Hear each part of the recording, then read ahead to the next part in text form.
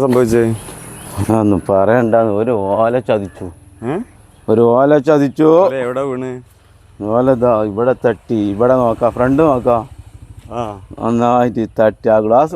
ഓലിന്റെ ഉള്ളിൽ കൊട നിർത്തിയല്ലേ അതിന് തെങ്ങ് എത്ര വിട്ട കിടക്കുന്നുണ്ട് ആ തെങ്ങല്ലേ ഇന്നാ എവിടൊക്കെ എടുത്തിക്കണു പീച്ചോയില് സീലുണ്ടാ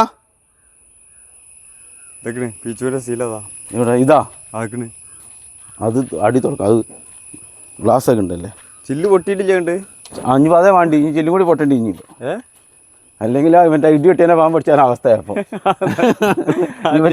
ചില്ലും കൂടെ പൊട്ടേണ്ടി പീച്ചോ ഇത് ചില്ല് പൊട്ടില്ലടാ